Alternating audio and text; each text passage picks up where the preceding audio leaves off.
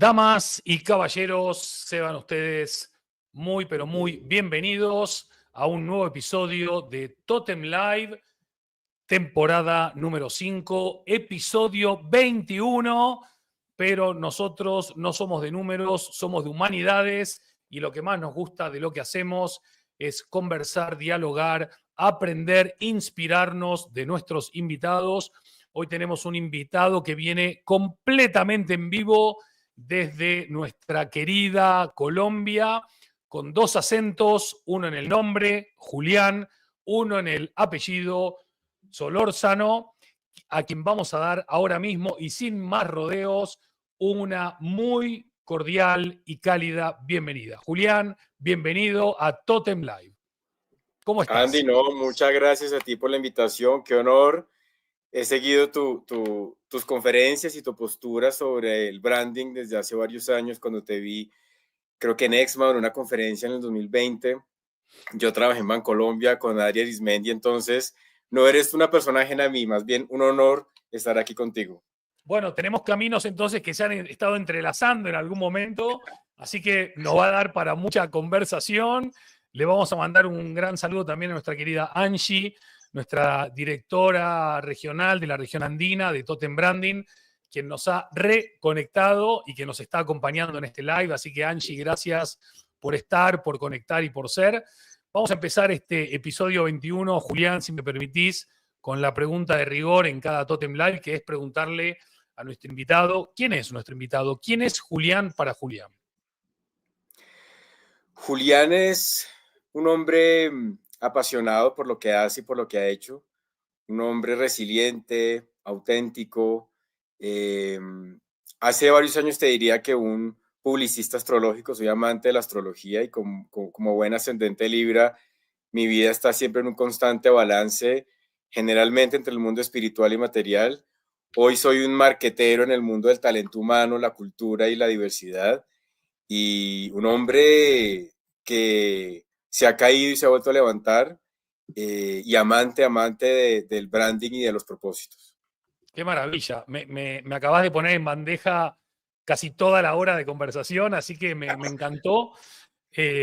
Mira, justo te iba a preguntar por el espacio que le damos a la espiritualidad en este mundo de materialidad, pero antes de ir a la espiritualidad, me gustaría empezar por lo que viene antes, que son las caídas, ¿no? Que muchas veces nos empujan a ese espacio de elevación espiritual, precisamente, y lo que quieras o puedas contar, ¿qué te enseñó la caída? ¿Qué aprendizajes te proporcionó?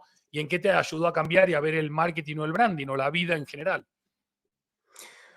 Bueno, yo creo que es muy importante caerse. Bien dicen que un marinero se hace un buen marinero cuando atraviesa las tormentas y no solamente aguas tranquilas. Y yo creo que todas las personas necesitamos caernos, tropezarnos y aprendernos a levantar.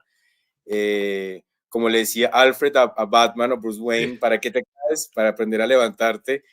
Y a mí me ha excelente. enseñado de todo. Yo entré a la espiritualidad por una gran caída hace más de casi 10, 11 años. Tuve un episodio, me enfermé físicamente muy grave. Nada, un diagnóstico, ningún diagnóstico delicado, pero sí estuve incapacitado mucho tiempo y me di cuenta cómo somos más que un cuerpo físico, somos un cuerpo mental, emocional, energético, y hay que trabajarlos todos estos cuerpos. Y ahí fue que entré a la espiritualidad o al mundo de la conciencia, como me gusta más llamarlo. Aprendí a amarme a mí mismo, a conocerme a mí mismo. Realmente durante años anteriores trabajaba como marketer y publicista, la importancia de descubrir los propósitos de las marcas, pero ¿qué pasa con el propósito personal? ¿Qué pasa con la coherencia personal? ¿Qué pasa con ese amor propio? Entonces, caerme me ha enseñado a volverme más consciente, a amarme mucho más, a tener un respeto hacia mí mismo y para los demás mucho mayor, y aprender a encontrarle realmente el valor a la crisis, a las caídas, porque es ahí donde uno encuentra la sabiduría, ¿sabes? Como esa fuente de conocimiento que no te la enseñan en la universidad o en un curso de marketing o de propósito, sino que solamente tú lo vas a saber porque tú lo experimentaste. Maravilloso. Y dentro de esa búsqueda que me imagino que empieza más por necesidad que por convicción al principio, ¿no? Como tratar de aferrarse a algo para salir de ese lugar en el que uno no quiere estar. ¿Cómo fue ese proceso, ese viaje? ¿Doloroso, enriquecedor? ¿Te costó dar con tu propósito? ¿Te permite el mundo en el que vivimos hoy ser coherente con esa esencia que descubriste o que te moviliza o que te inspira? Mira, sí, es curioso porque desde que fui niño a mí me gustaban estos temas espirituales, mientras muchos niños soñaban con ser médicos, ingenieros o arquitectos o bomberos, yo soñaba con ser mago. A mí siempre me contaban estas películas medievales y, por ejemplo, El Señor de los Anillos. Para mí Gandalf era el personaje más increíble. Y cuando años después enfrento esta crisis, en un momento de mis 30, yo ahora tengo 41, en mis 30, cuando se supone que todo el mundo empieza a ascender y a comprarse sus carros, apartamentos, yo fui más bien en caída. Eh, y como tú bien lo dices, si la medicina tradicional no me estaba solucionando ningún tema, yo dije, un amigo de hecho me dijo, ¿por qué no va a que le lean el tarot? Y yo, bueno, o sea, en este momento todo lo que sea es bienvenido. Y encontré con una persona recomendada, que hoy en día es una de mis maestras, donde más allá de que te lean el tarot para decirte qué te va a pasar en 6 meses o en 2 años, fue una herramienta que me permitió entender o empezar a entender por qué me estaba pasando lo que me estaba pasando y me dio herramientas no para darme todas las respuestas, sino para que yo pudiera encontrar las respuestas a través de otros caminos y de otras vías mágicas, alquímicas, espirituales, como lo quieras llamar, que me encantaron. Me sentí totalmente identificado y efectivamente entendí cómo tenía que empezar a trabajar mis emociones, mis pensamientos, la energía, y ahí fue donde conecté esa intención en el pasado de ser un mago y de transformar mi propia realidad y cómo uno puede trabajar la energía, los pensamientos, las emociones y por supuesto el cuerpo también va siendo coherente con esos trabajos. Así que fue un trabajo, no fue tan difícil porque lo más importante es cuando tú le pones el empeño y la disposición y si tú tienes la disposición, por default lo demás es en teoría más fácil, así que en mi caso no fue tan difícil porque yo estaba fascinado y encantado con lo que estaba experimentando y todo se me dio mucho más fácil. Sabes que hace un par de años, en un viaje, bueno, por respeto a ella no lo voy a contar, luego si ella me permite contarlo lo contaré, pero una persona a la cual conocí profesionalmente me contó que estaba también en una búsqueda y que estaba con todo un tema de tarot y que estaba estudiando hace muchos años, y en un momento me dijo, ¿querés que te tire las cartas? Y yo te digo sinceramente, completamente a contrapié me coge porque no sé, quizás por desconocimiento no creía en nada de eso, pero sí creía en ella. Entonces le dije, bueno, dale, no sé qué va a salir, pero dale. Y como tú bien dices, a mí no sabes lo que me ayudó, porque no era tanto la carta como símbolo, sino la interpretación y el mensaje que te permitía a vos no decir me va a pasar esto, sino cómo quiero que me pase esto, o cómo quiero que no me pase esto, o qué está en mis manos, y de qué manera las cartas me tiraron una hoja de ruta del año siguiente, que sobre todo en los momentos más difíciles me ayudó a no caer. Claro, quizás uno piensa que estoy completamente chiflado o que los dos estamos chiflados, pero a mí me sirvió muchísimo. Tal cual, tal cual. Y yo estoy en el mundo espiritual, pero en paralelo he seguido estando en el mundo corporativo, trabajando para grandes empresas, grandes agencias de publicidad. Y a veces tener estas conversaciones es un poco extraño, pero me gusta porque interactúo con gente que me ve a mí como una persona un poco atípica a lo común en el mundo corporativo. Imagínate una empresa como Bancolombia o en la que estoy ahora, hablar de tarot o de astrología puede ser un poco extraño, pero eso Claro. mismo lo hace, claro, eso lo hace interesante porque como tú bien lo dices, cuando uno dice tarot, la gente como, pueden haber personas un poco que no le creen al tema, pero cuando se dan la oportunidad de experimentar, darse la oportunidad de ensayar, les queda gustando, ¿sabes? Sobre todo porque me confían en mí, porque no soy un brujo ahí como el mago Merlín, con todo respeto, pero soy una persona que está en el mundo corporativo y eso genera cierta credibilidad al inicio. Qué interesante. A mí me lleva a esta cuestión hace muchos años, cuando me empezaron a hacer entrevistas en medios importantes, casi siempre me ponían un humanista en el mundo de las marcas, ¿no? Como si eso fuese algo raro. Para Sí. ellos era algo raro y por eso lo destacaban, ¿no? Era como un humanista en el mundo de las marcas. Tú que has estado, como decías, en Bancolombia, ahora en otra gran organización, has estado también en grandes agencias, siempre que hablas de branding y de marketing con personas que no saben lo que es el branding o el marketing, arrancan con él, eso es vender humo, eso es engañar a la gente, eso es manipular. ¿Qué es para vos hoy el branding y el marketing? No solo como lo entendés, sino como lo vivís, ¿no? Mira, de hecho para mí branding y marketing van de la mano, pero no necesariamente son lo mismo, pero sí es muy importante conectarlas.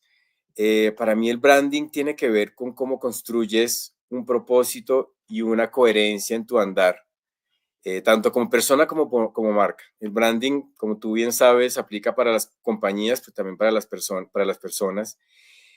Y el marketing es esa acción que hace que nosotros podamos ofrecerle al universo, al mundo, a las demás personas, el valor que nosotros somos. El marketing, el branding se encarga, desde mi perspectiva, de encontrar ese propósito y ese valor que como ser humano y como compañía estás en la capacidad de darle a los demás, al medio ambiente, al universo, al mundo. Y el marketing es esa herramienta que te permite poder intercambiar con las demás personas esos valores para generar aún mucho más valor.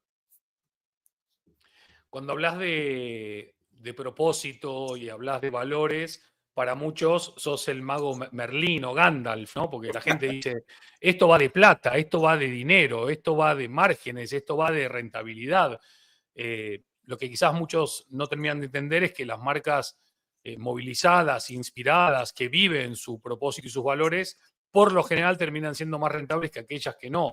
Eh, ¿cómo, Realmente. cómo, ¿Cómo le decís a un jefe, a un director, a un presidente que es importante abrazar estos principios, estos valores, este propósito, que la diversidad no es solamente cool, sino que enriquece al equipo, al talento, a la cultura, y que las marcas que van mucho más allá de la transacción generan mucho mejor conversión?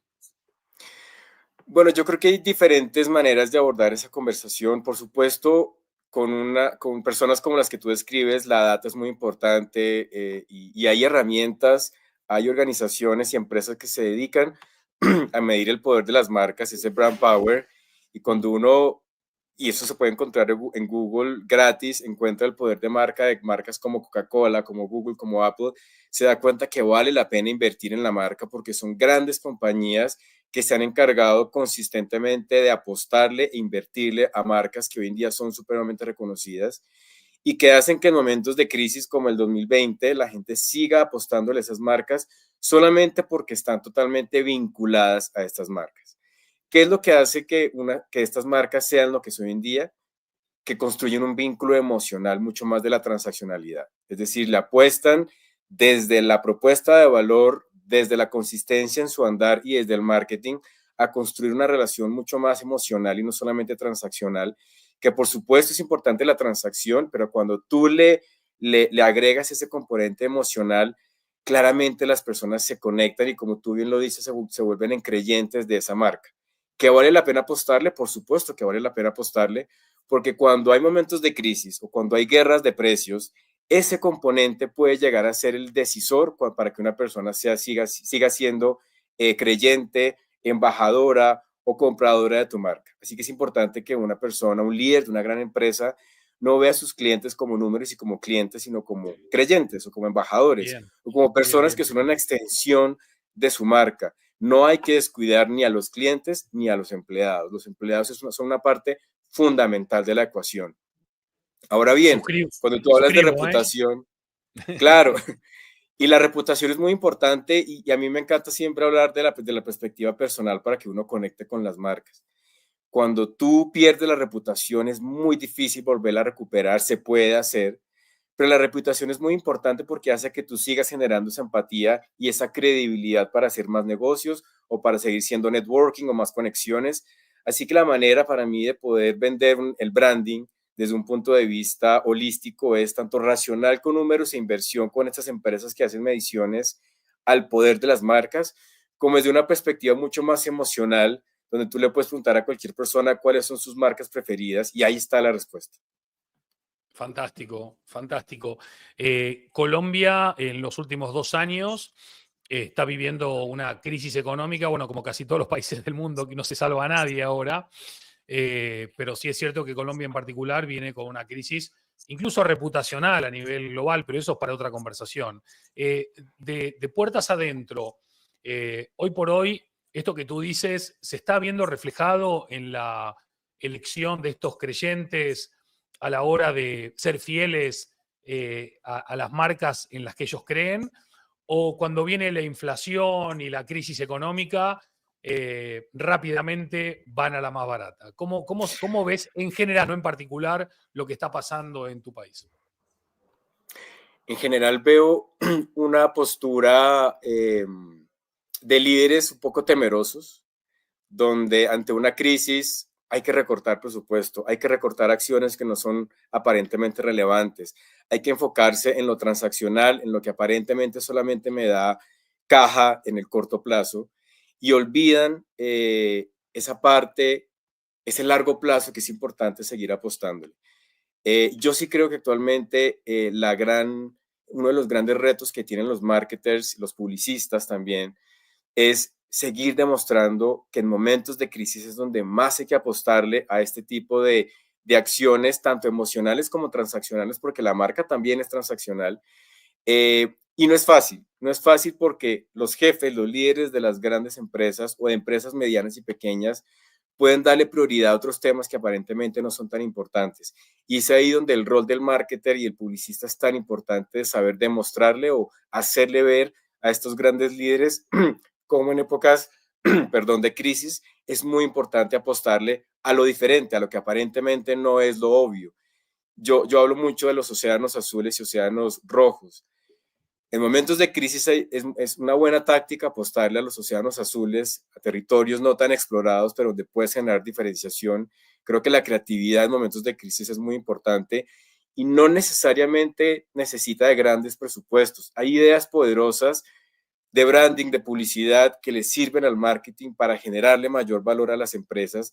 Así que sí, en estos momentos de crisis es donde percibo un cierto miedo que no es solamente de esta época, es como ha sido muy tradicional que este miedo se apodere de grandes líderes de querer proteger la caja y no apostarle a elementos que aparentemente no son importantes, pero que en el largo plazo son fundamentales.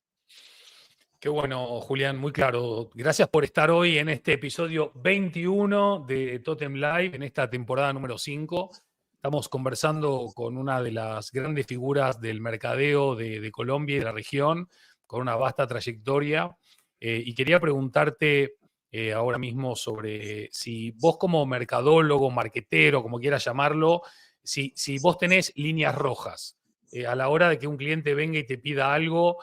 Estamos abiertos al vale todo. ¿Hay algún lugar, no sé, de la ética, de la moral, de tu propio propósito, en donde decís eso no? ¿Existe todavía ese espacio de humanización y, si me apurás, de ética, donde se marca un punto y aparte o una línea roja? Mira, yo creo que últimamente, pues yo llevo ya como 15 años en este mundo, no solamente del marketing, sino ahora del talento humano y de la comunicación interna y la cultura. Cada vez veo más briefs donde el componente ético es importante, donde no es se vale todo por cumplir los objetivos y necesito cumplir la meta comercial o la meta que me plantea el brief. Cada vez más, tanto el cliente como la agencia ponen sobre la mesa en el documento inicial el componente moral, el componente ético, para ponerlo en palabras más bonitas, en cómo lo que yo voy a hacer a través de ese brief, de ese problema que voy a resolver, yo necesito siempre generar un impacto positivo Qué bueno. en mis clientes, en el medio ambiente, en la sociedad, así sea una acción táctica o promocional.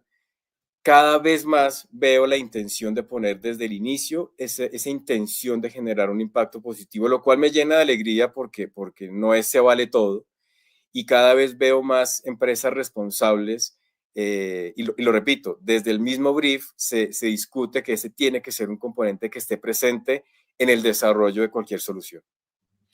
Maravilloso. Tú sabes, Julián, que nosotros buscamos que los Totem Live sean conversaciones y también invitamos a todas las personas que nos ven y que nos escuchan a que se sumen a la conversación. Angie se lo tomó muy en serio y bueno, hace este comentario, dice, el branding sigue siendo un punto ciego en muchas organizaciones que necesitan evolucionar hacia marcas con alma y significado, y es algo que ella nota recurrentemente en la región andina, no solamente en Colombia, donde todavía hay grandes corporaciones o grandes empresas que siguen confundiendo branding con marketing o branding con publicidad. ¿Cómo dirías hoy que está de madura la sociedad colombiana a nivel empresarial y más allá? Porque como tú bien decías, el branding no es solamente para las empresas a nivel del branding. Hay una conciencia despierta, todavía están muy remolones para avanzar. Ante lo desconocido, prefieren no innovar. ¿Cuál es tu sensación, tu sentir al respecto? Siento que estamos recorriendo un camino. No diría que estamos muy básicos. Yo creo que ya hay una conciencia cada vez más creciente sobre la diferencia del branding con el mercadeo, con la publicidad. Y siento que hay cada vez más espacios donde podemos aprender sobre la diferencia, el valor que cada una tiene y también cómo se conectan, porque están totalmente conectados. Pero siento que hace falta más, es decir, siento que hace falta todavía un recorrido más amplio para que se genere más conciencia, más awareness, se posicione mucho más el branding, porque repito, si bien hay aspectos positivos como el que te mencionaba, donde hay siempre una intención de generar un impacto positivo en cualquier acción que yo haga en marketing, todavía pareciera que el branding necesita un poco más de voz en esa conversación para decir, hey, yo también soy importante, soy muy importante, apuéstenle al branding, porque puede pasar, y creo que sigue pasando, esa postura un poco cortoplacista donde hay que solucionar el problema de la hora, hay que solucionarla con la promoción táctica del momento, pero a veces no se piensa en cómo yo voy generando esa lealtad en mis creyentes o en mis clientes, Total, inclusive total. en mis empleados, en el medio y largo plazo. Cuando yo soy consistente con ese corto y ese mediano y largo plazo, genero una potencia de marca impresionante como las grandes compañías icónicas en el mundo del branding lo logran hacer. Inclusive en momentos de crisis, porque cualquier compañía como Coca-Cola o como Netflix o como Google han tenido momentos de crisis, pero Total. pueden seguir manteniendo su poder porque han sido consistentes tanto en el mercado y la publicidad como en el branding, y yo agregaría en la cultura y en la reputación. Bien, bien, quiero entrar en cultura y reputación en instantes. Nada, te escuchaba y en mi cabeza que se va armando así como imágenes. Cuando hablabas sobre el branding en Colombia, decía, claro, al final al branding le falta buen branding y buen marketing, por esto Tal cual. que tú acabas de describir. Bueno, como te comentaba, me encanta que participe la comunidad que nos acompaña. También estamos saliendo en vivo por LinkedIn y acá está Álvaro que se conecta desde LinkedIn. También estamos en YouTube. Una marca, dice Álvaro, no se define por lo que promete, sino por lo que está dispuesta a perder para no traicionarse. Una afirmación potente. ¿Estás de Wow. acuerdo, desacuerdo? ¿Cómo la ves? Totalmente de acuerdo. La consistencia y la coherencia es muy importante entre el decir y el hacer. Aplica para las empresas, aplica para las personas. Hace poco hablaba de la reputación personal. Cuando tú dices una cosa, pero tu actuar no refleja lo que estás diciendo, pierdes total coherencia y pierdes total credibilidad. Y eso aplica también para las marcas. Ahora bien, esta frase menciona algo muy importante y es tener la habilidad de perder. Algo que me parece importante en una marca es arriesgarse. En algunas acciones se va a perder, en algunas acciones vamos a caernos, pero nos vamos a volver a levantar con la sabiduría y el aprendizaje de lo que ya hicimos. Y al final las personas y los clientes no esperan marcas perfectas, pero sí esperan marcas coherentes y consistentes, que si se caen, tienen la valentía de decir públicamente, cometí un error y Total. seguimos para adelante. Las personas no son tontas, las personas saben, y claramente hoy más que nunca con el poder y el auge cada vez mayor de la era digital, Las marcas tienen que ser honestas, tienen que ser humanas, no perfectas, y eso implica tener la habilidad de saber perder. Me encanta. Estamos muy, muy alineados, así que te voy a estar diciendo casi toda la charla que sí creo, pero hay una cosa en la cual venís insistiendo bastante que antes de pasar al tema reputacional, que me parece clave, sí me gustaría en esto que vos estás incidiendo mucho, que es cuando hablamos de clientes, siempre tenemos que hablar del cliente interno primero, para no perder esa perspectiva. Y para hablar del cliente interno primero, habías mencionado hace un ratito propósito, habías mencionado valores, coherencia, pero también recurrentemente mencionás el tema de cultura. Eh, Contame cómo es esto de hacer branding hacia adentro. ¿Cuáles son los desafíos? ¿Cuáles son las amenazas, los dolores, pero también las satisfacciones de generar primero los creyentes en casa para luego ir a buscarlos afuera? Mira, yo creo que para mí fue revelador haber entrado al mundo de la cultura interna del talento humano, porque antes, cuando era publicista, netamente publicista, me llegaba un brief y tenía que hacer la campaña y en la bajada de medios decía, bueno, y hay que hacer la patica de endomarketing. Y efectivamente yo la veía como esa partecita de la bajada interna. Pero resulta que esa bajada interna es un universo Claro. absolutamente amplio y complejo, que es cómo la empresa primero trabaja su propia identidad para poder trabajar en la imagen. Tú no puedes trabajar la imagen si no tienes claro tu propia identidad y repito, insisto, aplica para las personas. La cultura es esa manera de cómo, es la manera de cómo se hacen las cosas dentro de un sistema. Cuando tú vas a un país y hablas que culturalmente este país se comporta de determinada manera, es porque en ese país hacen las cosas de determinada manera y lo mismo aplica para las empresas. Y ahora que decías, el branding necesita branding, creo que también la cultura necesita más branding en todas las empresas, diría, en todas. La cultura a veces se menosprecia como esa parte de la intranet o esa parte corporativa de los valores, de la misión, la visión, y que probablemente muchos hemos sido responsables de que se vuelva aburrida. Efectivamente, la cultura que a veces es menospreciada, la cultura para mí va al mismo nivel de la estrategia. De hecho, hay un dicho que dice, culture eats strategy for breakfast. Tú puedes tener una estrategia espectacular, y yo soy fan de la estrategia, la trabajo desde hace muchos años, desde la publicidad y hoy en día, pero si tú no trabajas la cultura, que es la manera como las personas hacemos las cosas dentro de un sistema, la estrategia se va a caer. Y la estrategia va a ser mucho más difícil ejecutarla si tú no trabajas esa manera de hacer las cosas. Si tú dentro de un sistema no trabajas los valores, las creencias, la filosofía como hace las cosas y luego la manera como deberíamos hacer las cosas dentro de un sistema, todo se va a caer porque al final vas a ser inconsciente, vas a tener de lado, vas a hacer de lado ese componente que hace que las personas vivan y se apasionen por lo que hacen y puedan ejecutar una estrategia. La cultura es totalmente importante y en las empresas donde he trabajado y actualmente en la que estoy trabajando, la cultura ha sido fundamental. Yo vengo de una empresa totalmente resiliente que sale de una crisis totalmente impresionante que pensábamos que iba a quebrar y uno de los componentes para el nuevo modelo de negocio es la cultura.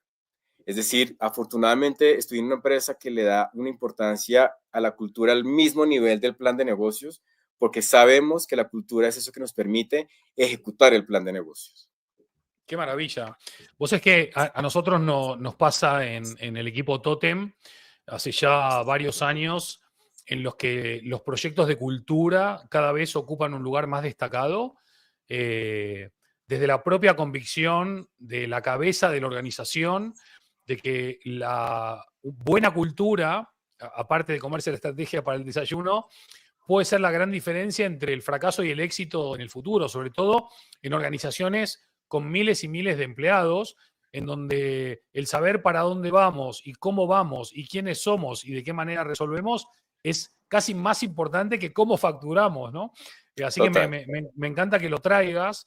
¿Qué nos podrías compartir de tus experiencias pasadas o presentes sobre la cultura? ¿Cuáles son las teclas que vos crees que hoy por hoy hay que tocar con más ritmo, con más armonía? ¿Y cuáles son los pedazos de madera y que hay que meterle hacha para que sean parte de ese piano? Yo creo que partiría por la honestidad. ¿Qué significa honestidad? hay que hacer un diagnóstico honesto de cómo está la empresa hoy culturalmente hablando. A veces la honestidad cuesta y por eso muchas culturas terminan estando en un PowerPoint y en una página web y en una intranet espectacular y muy bien redactadas. Pero cuando no partimos de la honestidad, estamos construyendo una cultura falsa. Es importante partir por un diagnóstico donde pongamos sobre la mesa qué está funcionando y qué no. Estamos siendo muy burocráticos, estamos siendo muy complicados, estamos permitiendo que no haya seguridad psicológica en los equipos, es decir, que yo no pueda expresarme, hacer preguntas. Estamos permitiendo que los costos no se vuelvan elevadísimos porque hay una cultura donde ni siquiera me importan los costos de la compañía. La honestidad significa partir sobre la base de qué está funcionando a nivel comportamental y actitudinal y qué no está funcionando. Y sobre esa base poder establecer con análisis tanto internos como externos qué quisiera yo plantear tanto en la filosofía de la empresa como en un sistema de valores que me permita, como tú bien lo dices, que miles de personas vayan alineados bajo un mismo propósito, pero que le crean. No solamente es tener un PowerPoint bonito y honestamente elaborado, sino que la manera como lo vamos a lanzar y a comunicar y a ser consistentes en la comunicación, hagamos que, como tú bien lo dices en tus conferencias, seamos creyentes, seamos colaboradores creyentes de ese propósito, seamos colaboradores creyentes de esa filosofía, seamos colaboradores creyentes de esa manera de hacer las cosas. Si no somos creyentes, la cultura va a ser un PowerPoint espectacular, una página web o una intranet espectacular, pero el punto ciego de una cultura es lo que no está en el PowerPoint, es esa cultura del día a día, lo que las conversaciones que generan en los corredores, en la cafetería, en las reuniones, es ahí donde vive la cultura. En la medida en que tú establezcas una cultura oficial y que la comuniques de una manera que genere pasión, convicción y de tal manera que tú te convenzas como colaborador que estás en una empresa espectacular, vas a poder manejar esa cultura informal y volverla una aliada para ti, porque claramente hay una cultura formal y una cultura informal. Pero esa cultura informal se puede volver aliada de la cultura formal en la medida en que tú ofrezcas una buena experiencia al empleado, eso es fundamental, que tiene un sinnúmero de componentes, pero que también en la comunicación, eso es puro endomarketing, sea una comunicación inspiradora, que genere pasión. Yo en mis charlas siempre uso el ejemplo de, volviendo a las películas medievales, cuando el momento previo a una guerra, siempre está el discurso del rey o del capitán a todo su ejército. ¿Y qué es lo que hace ese discurso? Enaltecer el valor de cada soldado, convencerlo de que vamos a ganar, enaltecer su grado de pasión. Eso es lo que tiene que hacer la cultura, enaltecer ese grado de pasión para que los empleados nos convirtamos en creyentes, embajadores y convencidos de la empresa para la cual trabajamos. De lo contrario, vamos a simplemente hacer la tarea, vamos a quejarnos todo el día del trabajo que tenemos y vamos a hacer y eso se ve reflejado en el cliente. Si tú no le apuestas primero al empleado, el cliente lo va a notar y el servicio va a ser nefasto, la marca va a ser nefasta, porque también creo que la publicidad no es lo que tú ves en televisión o en redes sociales, es lo que tú experimentas cuando vas a un banco, cuando vas a una aerolínea, cuando vas a un supermercado, es ahí donde tú estás interactuando con la marca. ¿Y quiénes son los protagonistas de ese comercial? Los empleados. Maravilloso, me encantó, súper. Quiero entrar en un montón de temas, en el tema de seguridad psicológica, salud mental, bienestar, en el tema de símbolos, mitos, historias, creencias, pero mientras hablabas, yo también soy fanático de El Señor de los Anillos, y cuando hablamos de cultura también hablamos de estas tribus, ¿no? Llamadas organizaciones que tienen, bueno, Fede, por ejemplo, utiliza la simbología del cacique de la tribu, ¿no? Hablando de liderazgo. Y estaba pensando en esa escena en la que Aragorn, que era un mondaraz, como dicen, ¿no? Un llanero solitario por ahí, de repente Sí. los soldados de un ejército empiezan a creer en él, no porque tenga estrellas de general, sino porque se ganó el respeto de ellos con su coherencia, con su lucha, con su compromiso. Dentro de una organización grande, aparte del presidente, del director general o directora general, surgen estos Aragorn, ¿no? En la organización, que capaz que no tienen el puesto de líderes, pero operan como líderes. La cultura, cuando es implícita, es una cosa, cuando es explícita es otra, y cuando la cultura realmente abraza el cambio, que no solamente incluye lo financiero, lo económico, lo geopolítico, lo político, sino también lo generacional y lo social y lo cultural, necesita de una amplitud de banda mental o una amplitud de banda, no sé cómo decirlo, de lo que es la jerarquía organizacional que pone patas arriba a la estructura conocida. Estamos listos, estamos preparados, estamos también en ese proceso de poder dar espacio a los Aragorn o a dar vida a una nueva cultura que a veces tiene algo de la vieja y a veces casi nada de la vieja y mucho de lo nuevo. Igual, creo que estamos en un proceso. Uno de los puntos más importantes de la cultura es el liderazgo. Un líder, si no está convencido de la cultura, si tú no conviertes a un líder en un creyente de tu cultura o de tu marca, de ahí para abajo todo se cae. Porque muchas personas adoptamos comportamientos de nuestros líderes, nos influenciamos por nuestros líderes, así que los líderes tenemos que ser conscientes del nivel de influencia que ejercemos en nuestros equipos y en equipos a veces que nosotros no somos conscientes de otras áreas, pero que se ven influenciados por nuestra figura como líderes.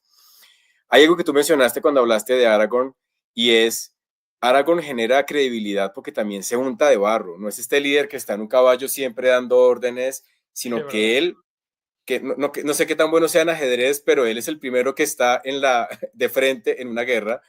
Y las personas detrás de él lo ven a él como un líder porque está en el nivel de él, trabaja como ellos, es totalmente inspirador porque eres un maestro, porque también se unta de barro. Creo que los líderes en una organización tenemos que untarnos de barro. ¿Y eso qué significa? Tenemos que estar en la guerra, tenemos que trabajar con nuestros equipos, tenemos que estar en la habilidad y no creernos el ego de que somos los líderes máximos de una organización, sino que también implica estar en la operación, hablar con la gente. Muchas veces la información y los problemas reales de la empresa están abajo y a veces esos problemas nos llegan a la alta dirección. Así que como alta dirección hay que estar abajo, hay que hablar con la gente, hay que untarse de barro. En la cultura, ¿esto cómo se ve reflejado? Trabajando en dos temas que para mí son importantes cuando hablamos del líder. Sesgos inconscientes y seguridad psicológica. La seguridad psicológica es esa herramienta que nos permite a todos estar en un ambiente donde podemos estar seguros, que podemos opinar, pensar diferente, por supuesto, desde el respeto, hacer preguntas, tener dudas, plantear caminos nuevos para un problema planteado. Esa seguridad, ese ambiente seguro es importante tenerlo en las empresas. Y dos, sesgos inconscientes. Todos vemos la realidad bajo nuestra propia perspectiva, bajo nuestros propios lentes. Tú ves el branding y el mercadeo desde tu perspectiva. Yo la veo desde la mía porque vivimos en países diferentes, hemos tenido experiencias diferentes, podemos llegar a tener muchos puntos en común, pero también será muy válido tener puntos diferentes y eso no significa que esté mal, todo lo contrario. Cuando yo soy consciente de mis sesgos y sé que yo veo la realidad desde mi propia perspectiva, el trabajo del líder cambia porque yo entiendo cómo puedo influir en mis equipos, pero saber que yo no solamente tengo la razón, que yo tengo una perspectiva, pero que puedo aprender de otras perspectivas, tanto de mi equipo como de otras áreas, de otros líderes. Eso me baja el ego de saber que yo tengo la verdad absoluta y que a través de diferentes lentes, de diferentes perspectivas, yo puedo también llegar a buenas soluciones. Y este tema de sesgos no solamente aplica para la cultura y para el liderazgo, aplica para la comunicación, aplica para el branding. ¿Cuántos errores publicitarios no han pasado por un tema de sesgos? O por ejemplo, la famosa campaña de Like a Girl de Always en el 2015, si no estoy mal, que nos hablaba de cómo las personas vemos a las niñas o a las mujeres. A veces pensamos que son débiles. ¿Y quién dijo que las mujeres son débiles? ¿Quién dijo que las niñas no saben pelear? O no sé si te acuerdas de la referencia. Un sesgo es efectivamente como yo veo la realidad desde mi perspectiva, pero tengo que ser consciente de ello. Los sesgos no son malos, simplemente ser conscientes que es una perspectiva y cómo yo puedo alimentarme de diferentes perspectivas. Muy interesante. Sí, sesgados estamos todos. Y eso determina un montón de cosas.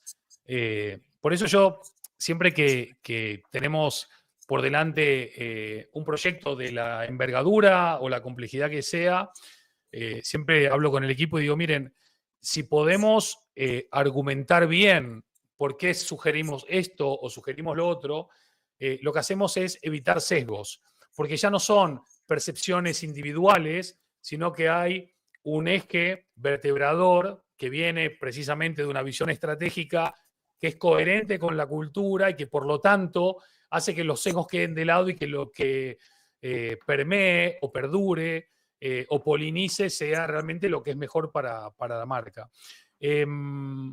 También hablabas mucho de esto de seguridad psicológica, que me interesa mucho. También se está hablando mucho en estos tiempos, hablando de los equipos de trabajo, ¿no? De los clientes internos, de temas de salud mental, ausentismo, la búsqueda de la conciliación, si es que existe, un tratamiento de bienestar no solamente físico también, y esto me lleva otra vez un poco a la espiritualidad y otro poco a un cambio de era, ¿no? ¿Qué espacio tiene hoy esto, más allá de el espacio de social washing que muchos utilizan? ¿Cuál es el espacio real que tiene hoy esto, el cuidado real de los creyentes internos? Mira, de hecho, la semana pasada que di una conferencia me preguntaron cuáles son las tendencias que se vienen para la cultura y la diversidad e inclusión. Y claro, hablé un poco de lo que percibo de la inteligencia artificial, pero mi primer punto fue salud mental. Eh, es muy importante ser conscientes de la salud mental, emocional, física y social de nuestros clientes, tanto internos como ojalá externos también. Y es un tema que es muy importante trabajarlo internamente dentro de la cultura, programas de bienestar y cómo yo como líder le genero espacios de bienestar a mi equipo. ¿Qué pasa? A mí me gusta hablar mucho de belonging o de sentido de pertenencia. Cuando tú sientes que eres parte de una comunidad, de una manada, de un clan, estás más seguro, estás protegido por ese clan. Pensemos, por ejemplo, cuando estábamos en el colegio y el profesor de educación física escogía 2 capitanes para que escogieran a los integrantes del equipo y siempre había una persona al final que nadie la escogía y el profesor le decía, bueno, usted váyase para este equipo. Imagínate cómo se sentía esa última persona que nadie la escogió y le tocó jugar el partido de fútbol por default. No se iba a sentir bien, no se sintió incluido, no se sintió parte de su sentido de bienestar, pero también de compromiso, de pronto no fue el mejor. Y de pronto había otros compañeros que no eran buenos en fútbol, pero los escogieron. Entonces, de alguna manera, su bienestar era, soy parte de esta manada, de este clan. Pero esa persona que nadie la incluyó, que nadie la invitó a ser parte de, su estado emocional no iba a ser el mejor, inclusive su desempeño en el partido tampoco iba a ser mejor, y eso le iba a debilitar mucho más. Por lo tanto, cuando tú me hablas de salud mental, yo te hablaría de que las empresas es importante que trabajemos ese sentido de pertenencia. No solamente hacer trabajos, tener áreas de bienestar súper robustas, que por supuesto es muy importante, esa es la parte transaccional que entiende al empleado, le ofrece todo tipo de soluciones, pero desde la cultura y desde el talento humano y desde la corporación per se, es importante, y esto tiene que ver mucho con la comunicación también, cómo hacemos ese sentido de pertenencia, cómo hacemos que las personas no solamente trabajen en la empresa, sino que se sientan parte de. Y cuando tú extiendes eso también en los clientes externos, en tus clientes, los invitas a ser parte de la compañía como lo hacen las grandes marcas icónicas en el mundo, ese sistema emocional es mucho mejor y no es fácil, pero es importante que tú trabajes en ese sentido de pertenencia. Así que yo te diría que la salud mental no es un tema menor, es un tema al que hay que apostarle muchísimo porque es una de las vías para mí más exitosas para generar esos creyentes, tanto internos como externos. Maravilloso. Gracias, Julián, por hablar claro y hablar directo, que es la mejor manera de enriquecer un debate, ¿no? Y no ocultar los temas, sino visibilizarlos. Acá nuestra querida Angie, que sigue con mucha atención esta conversación, dice, la salud mental es una temática no solo en tendencia, sino que afortunadamente ha salido del tabú dentro del que estaba encasillado. Hoy en día está en las agendas no solo de las organizaciones, y está bueno que podamos hablar abiertamente de ello sin temor, y sobre todo personas que tienen influencia y voz como tú, que puedan hablar de ello, también abre un espacio de esperanza, ¿no? No sé hoy si lo tienen ustedes analizado, tipificado, qué rol importante le dan a esto las nuevas generaciones, ¿no? Los empleados más jóvenes, los que se acaban de recibir, los que se están recibiendo, la generación Z, que viene a buscar un proyecto de carrera, un plan de carrera, pero no a costa de su salud.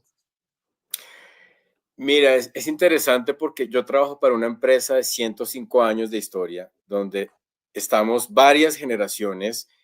Hay personas de 60 años, personas que llevan 30 años en la compañía, personas como yo, cuarentones, pero que también llevamos 3 años en la compañía, como las nuevas generaciones que llegan llenas de sueños, pero también de exigencias. Claro. No soy experto en generaciones ni la generación de cristal, pero sí hablo mucho con la gente porque parte de mi rol es hablar con la gente, estar en la operación y entender estas dinámicas, tanto formales como informales. Y sí se percibe un poco esa diferencia generacional entre una generación más antigua, dispuesta a luchar, a guerrear, y que las cosas toman su tiempo y que se demoran y que no nos ganamos la lotería de un día para otro, sino que la Claro. lotería realmente es un trabajo sostenido y constante, pero porque también la dinámica social de esa época lo permitía. La mía, que yo creo que viví un momento de disrupción desde lo tradicional hasta lo digital, porque me ha tocado vivir desde los 90, 2000 y demás, a una generación nueva que se está acostumbrada a la inmediatez, a que para ellos es más importante su salud mental, su bienestar personal, y que muchas veces para estas personas la empresa es un medio.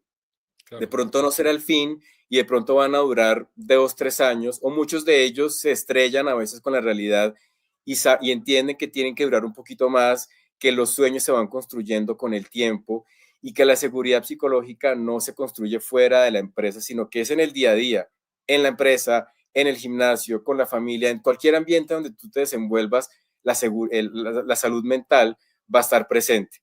Entonces, ese choque generacional es una coexistencia, una convivencia entre diferentes maneras de pensar, diferentes maneras de entender la salud mental, y por eso insisto en que la cultura es ese elemento común que de alguna manera tiene que integrar y entender esa diversidad, tanto cultural como generacional, y llevarla a su mismo propósito. Yo creo que a las nuevas generaciones hay que enseñarles el valor de la persistencia, el valor de la salud mental, pero también del esfuerzo y de la consistencia en el tiempo. Pero a las generaciones más antiguas también es importante enseñarles que hay que ver nuevas oportunidades, hay que aprender a ver nuevos caminos. La riqueza y la ganancia se genera cuando tú aprendes de cualquier persona, inclusive de los jóvenes, y yo aprendo mucho de mi equipo. Yo les pregunto muchas cosas, ellos me enseñan muchas cosas, yo no soy experto en todo y trato de rodearme de personas que sean mejores que yo en muchas áreas para que yo pueda nutrir un área cada vez más robusta. Así que esa salud mental tiene una riqueza de perspectivas. Para mí lo importante es cómo una compañía trabaja la cultura para que integre todo eso. Maravilloso. Y la próxima pregunta va a ser sobre reputación, pero antes, para cerrar este tema hacia adentro, uno de los grandes cambios también sistémicos, si me apurás, es que mientras que en el siglo XX los empleados eran los embajadores de la marca, en el siglo XXI son la marca. Eh, ¿Cómo trabaja la cultura para no solamente concientizarlos de esto, sino para que no se aprendan los valores o el propósito de memoria, sino que aprendan y entiendan y comprendan cómo vivirlos, cómo ejecutarlos, cómo llevarlos a la vida? Para mí hay dos perspectivas. El liderazgo, para mí es un canal de comunicación y de posicionamiento impresionante, sí que es un target importantísimo tenerlo primero fidelizado. Y dos, la experiencia. No podemos hacer acciones de comunicación informativas, tenemos que hacer acciones de comunicación experienciales donde yo como empleado experimente qué es la cultura y tenga experiencias, valga la redundancia, divertidas, emocionantes, para que yo luego las pueda aplicar en el día a día. Y bueno, y agregaría una tercera herramienta que es cómo bajar esos valores que muchas veces son muy abstractos. Yo creo en la seguridad, yo creo en la amabilidad. Bueno, eso cómo se traduce en el día a día. Entonces te voy a dar un ejemplo. Si tú te encuentras a alguien en el ascensor, saluda. Si tú ves que tienes un carnet corporativo y puedes ver el nombre, saluda a la persona cuando la encuentres en una reunión. Si estamos en una reunión y si estás invitado a una reunión es porque tienes algo que aportar. Entonces, como líder, yo debería en una reunión dar la oportunidad que todas las personas de un espacio, en una reunión, hablen, intervengan, así sea para dar una pregunta. La sonrisa, el decir hola, buenos días, no te quita nada.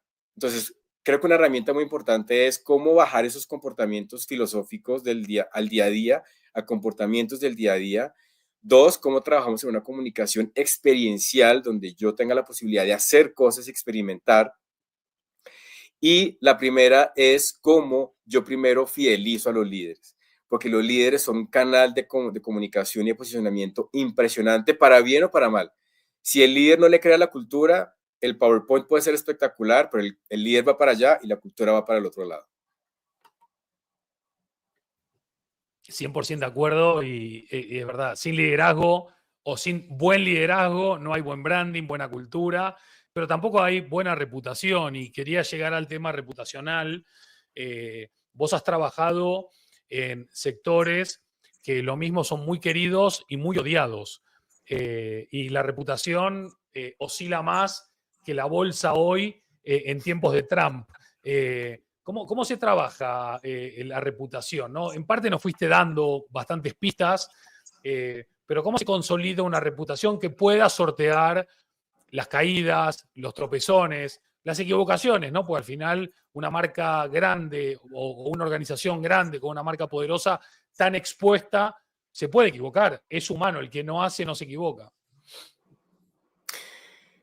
De hecho, diría que he trabajado para industrias más odiadas que queridas, están presentes en la vida de las personas, pero es más el odio y la crítica que las felicitaciones.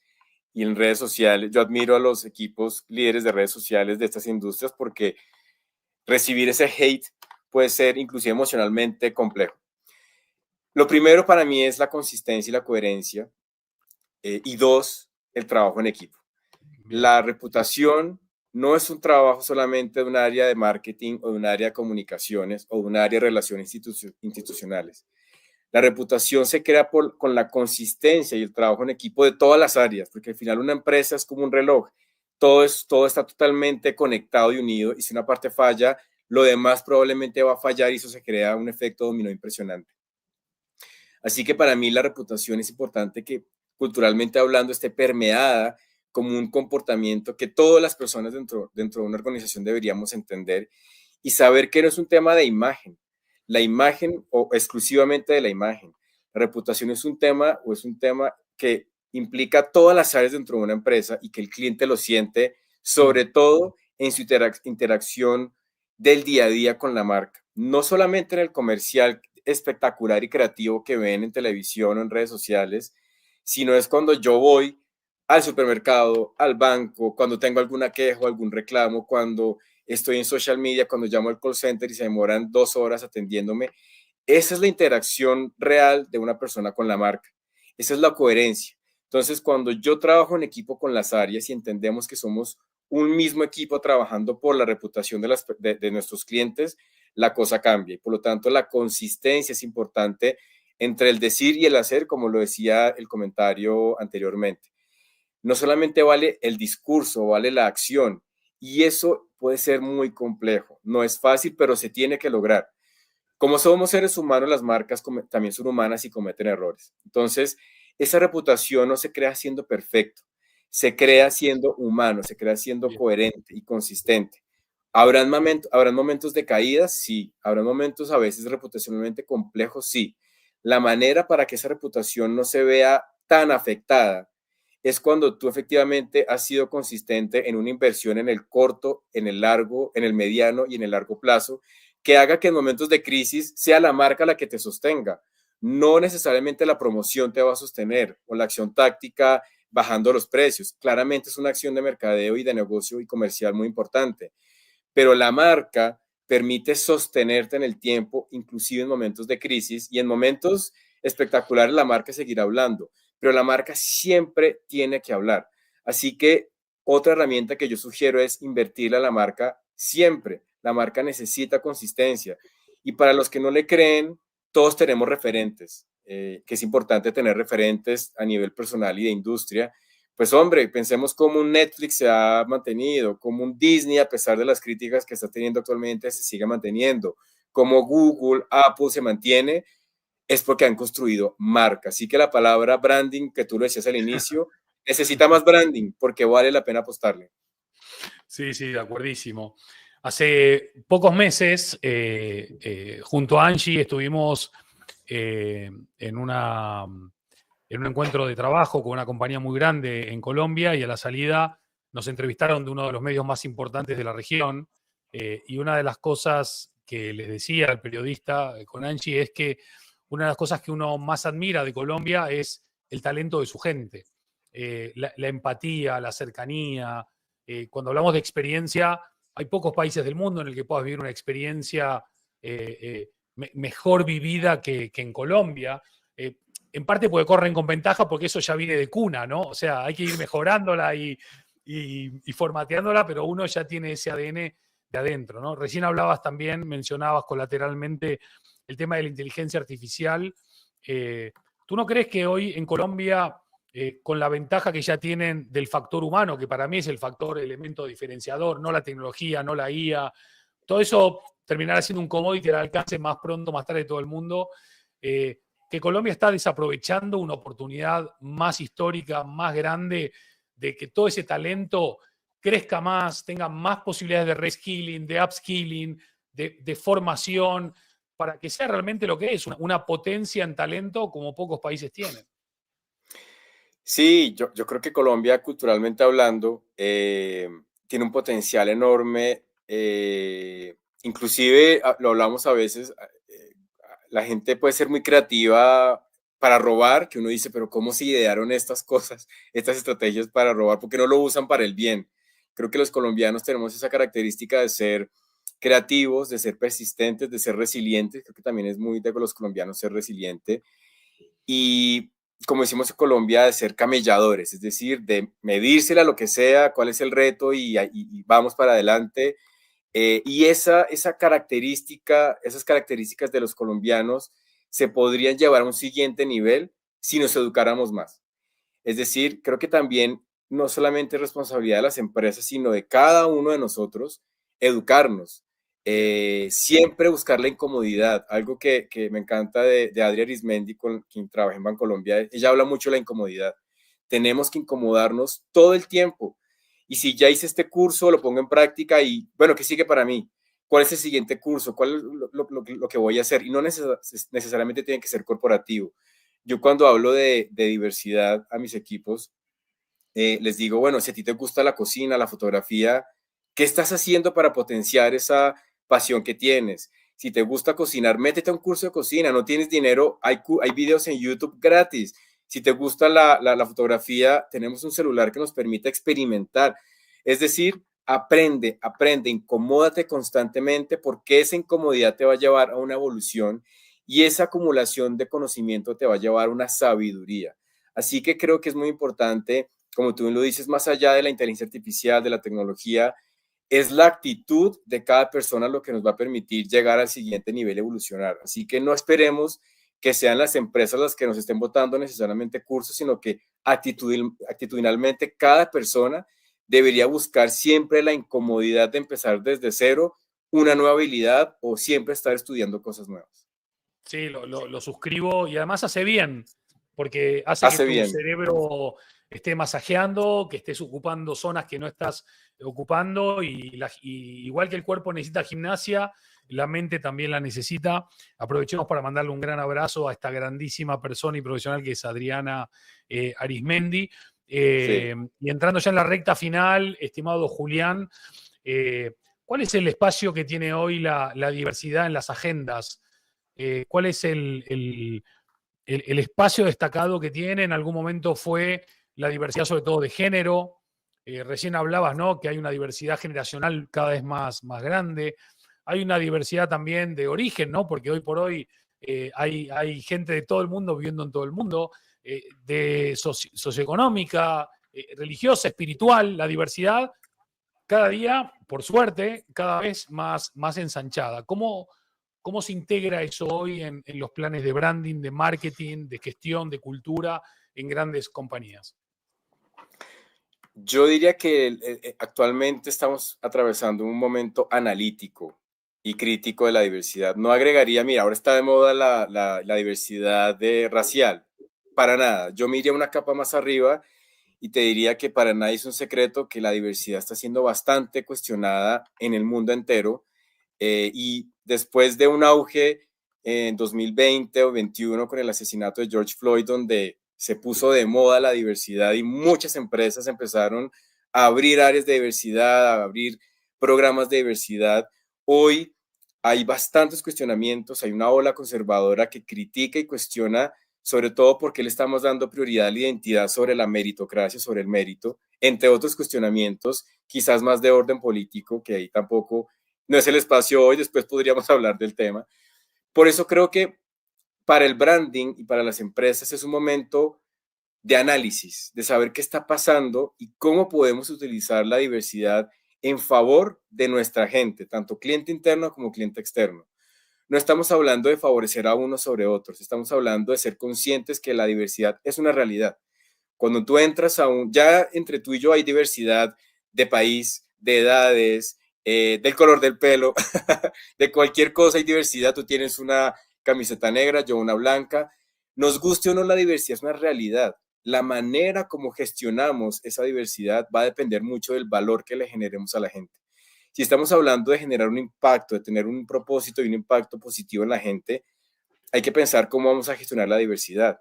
El branding tiene que ser consciente que los clientes de una marca son diversos en actitudes, en opiniones, en comportamientos, en países para las multinacionales. ¿Cómo vas a respetar cada manera de ser? ¿Cómo vas a respetar a cada cliente tuyo?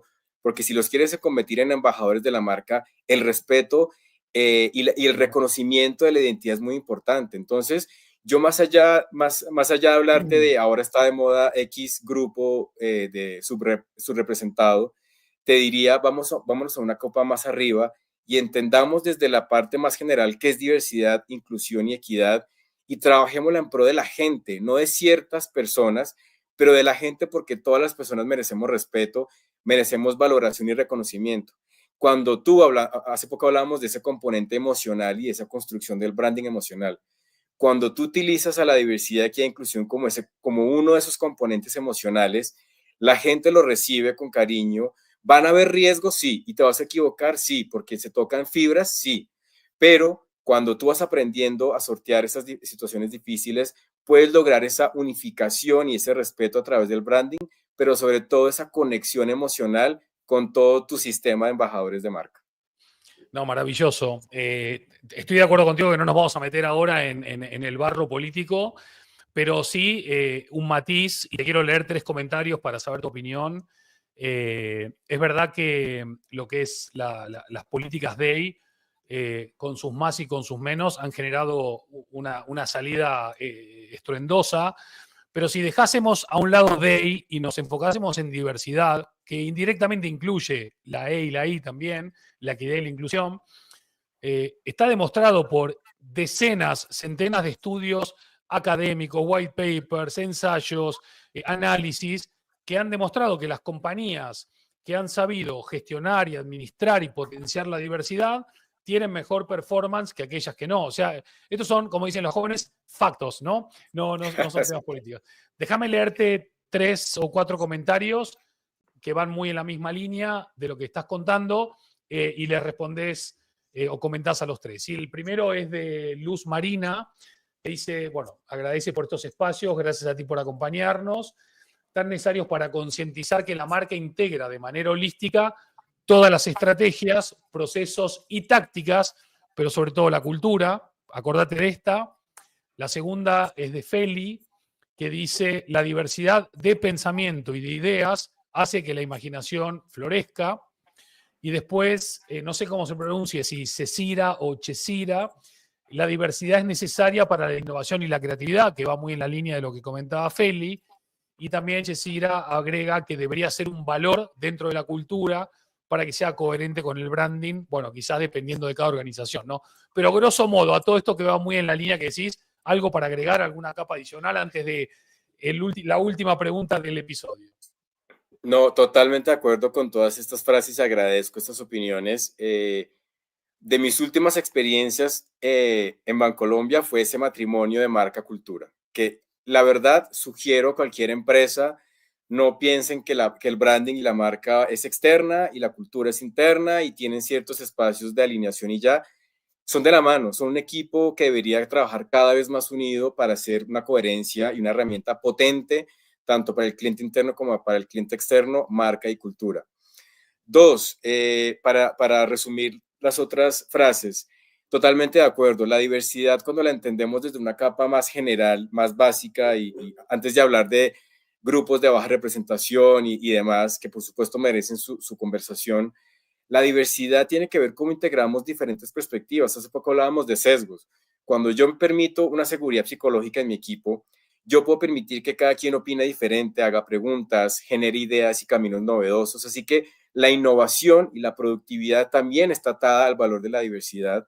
Y cuando yo genero ese sentido de pertenencia, el compromiso de todas las personas, el compromiso de esa persona va a ser mayor y por lo tanto va a ser más probable que genere mayores resultados. Así que vale la pena apostarle a la diversidad porque es lo correcto para hacer, pero no nos digamos mentiras porque puede ser una herramienta altamente competitiva para un negocio. Qué grande. Y para terminar, mi última pregunta y luego uno de los ritos que tenemos en los Totem Live es que nuestro invitado hace el cierre, una conclusión, una reflexión, un mensaje, y luego de ese cierre ya nos despedimos. Pero antes la última pregunta. Recién cuando hablabas de camiseta negra y camiseta blanca, al principio de la charla estabas hablando de Gandalf y también de caídas, ¿no? Y me estaba acordando de esa escena en que Gandalf cae, le dice que corran insensatos, él cae, todos pensamos que muere, ¿no? Y se va el Gandalf gris y vuelve el Gandalf blanco, ¿no? Que es el mismo pero mejor. ¿Qué te aportó en todo este viaje esa caída para estar hoy tan sereno, seguro, centrado, claro, inspirador y con esa, bueno, vamos a imaginar que es el vestido del Gandalf blanco? No, ni más faltaba. Esto es solamente algo que me puse hoy. Pero mira, es curioso. Hablabas de serenidad. En el tarot hay una carta muy importante que es el sabio. Y cuando yo en mis consultas con mis consultantes llego a esa carta, que es un mago y muy parecido a Gandalf, les hablo que esa carta tiene el significado de la serenidad, de la sabiduría. Cuando tú miras todas las películas, Gandalf en varias escenas está solo fumando su pipa, analizando la situación y luego llega con la solución. Así que las caídas que ha atravesado en la vida me han enseñado la importancia de tomarse los momentos de pausa, inclusive de soledad. De pronto yo no fumo pipa, pero sí me tomo un té, un café, y luego analizo la situación, me alejo de la situación, trato de mirarla desde arriba para poder llegar a una solución. Creo que una de las grandes lecciones, y por eso me encanta tanto Gandalf, es porque tiene esa capacidad de ser el viejo sabio del clan, de no estar en el día a día y poder analizar en soledad con su pipa y luego llegar a la mejor solución. Ya, pero luego el tipo está en la torre peleando también, ojo, ¿eh? Y luego Las dos pelea, cosas, ¿eh? Las y dos luego cosas. pelea súper Eso es, poderoso. No, para total. mí él es el mejor personaje. Es un fenómeno. Bueno, y ahora sí, antes de despedirnos y de agradecerte a ti y a todas las personas que nos han acompañado, a Angie, a Cecira, a Feli, y bueno, no me acuerdo todos los nombres porque ya soy un hombre de edad, a Luz, ¿cómo se llama? A Álvaro, bueno, y a muchos otros. ¿Cuál sería tu cierre antes de la despedida? Tu mensaje, tu reflexión, tu conclusión.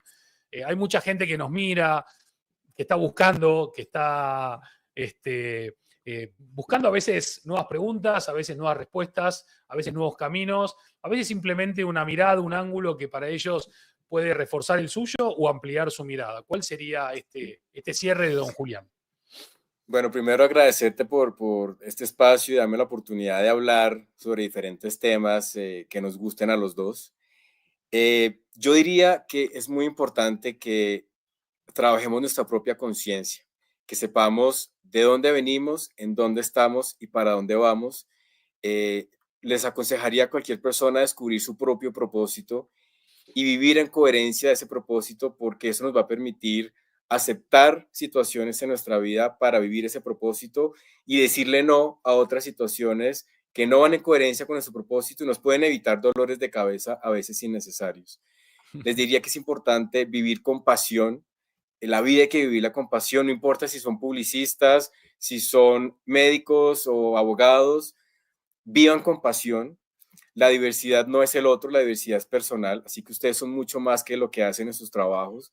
Si les gusta la fotografía, la cocina, la astrología, como a mí, vivan con pasión y vivan su vida abrazando esa diversidad. Eso implica conocerse desde diferentes perspectivas y busquen la felicidad generando un impacto positivo en la sociedad.